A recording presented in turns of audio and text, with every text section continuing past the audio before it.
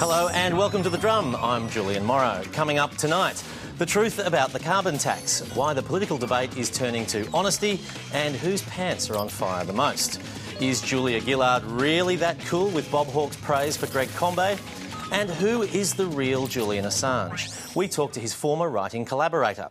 Our panel tonight, former diplomat and columnist Bruce Haigh, former Liberal staffer and political lobbyist David Miles, and in Canberra, Annabel Crabb from ABC Online joins us.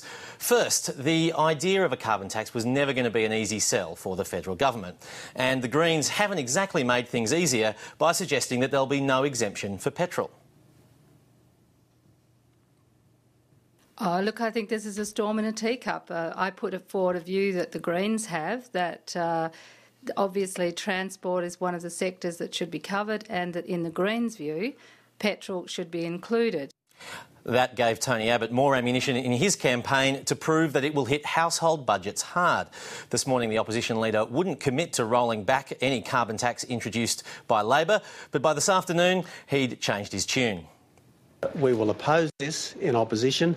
We will rescind it in government. You can be absolutely confident that under a coalition there will be no mining tax and no carbon tax. Independent Tony Windsor also entered the debate, revealing just what Tony Abbott said he was willing to do to form government after the election, even on climate change. Yeah, he's on record as saying it was more about direct action than markets, although previous to that he was on about markets. But one of the things I can say that Tony Abbott did say during those discussions that he would do anything to gain power. Anything. So I would presume that that would mean if there were demands made in terms of climate change or anything else, that it would have been on the table. Well, in response to that, the coalition unleashed National Senator Barnaby Joyce, hitting back, claiming it was ludicrous for Mr Windsor to take Tony Abbott so literally. If that stands to reason, then I suppose Tony Abbott was also just suggesting that he should change his name. They were also suggesting that we should move the capital to Danglemar. That we were just also suggesting that everybody wear a frock to work. I mean, it's absurd to think that his literal interpretation is anything more than another mechanism of Tony Windsor to try and get out of the position that he has put himself in and how he has so fundamentally let down the people of the New England. I think we can be confident there'll be no one taking Barnaby Joyce literally on that one. But as the carbon tax again dominated question time, truth and political honesty were very much at the heart of the debate.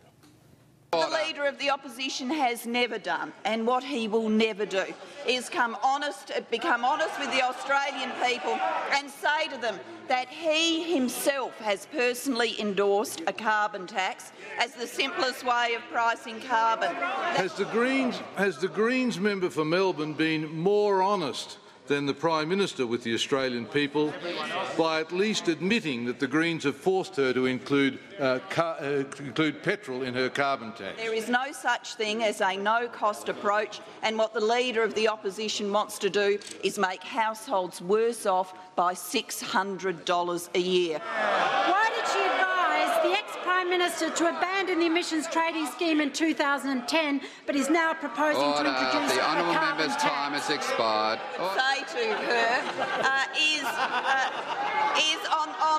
on the question of who Australians can trust to deal with the big issues of the future. Let's just go through the scoreboard. Tackling climate change, pricing carbon through an efficient mechanism, assisting households along the way, mired in the past and division. The Prime Minister is talking about everything except the trust that people should have in the Prime Minister of this country. Right.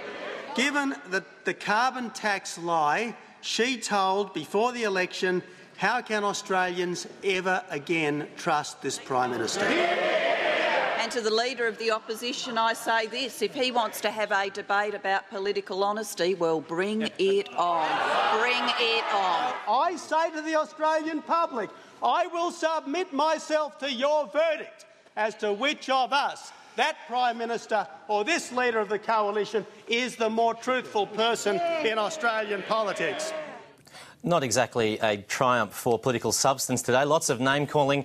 Annabel Crabb, does the debate about lying pose problems for Julia Gillard after what she said before the election?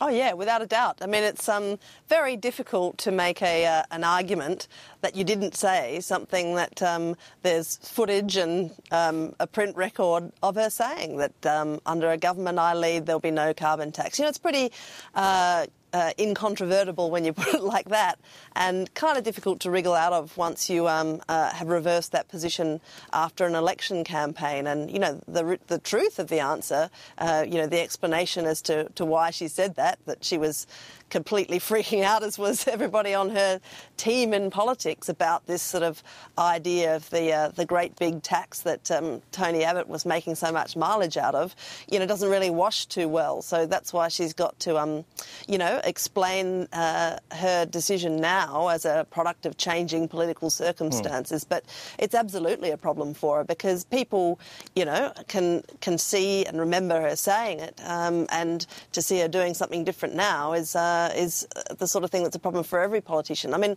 to be fair, though, I mean, neither side of politics has been at all consistent on this front. I mean, in 2007, Indeed.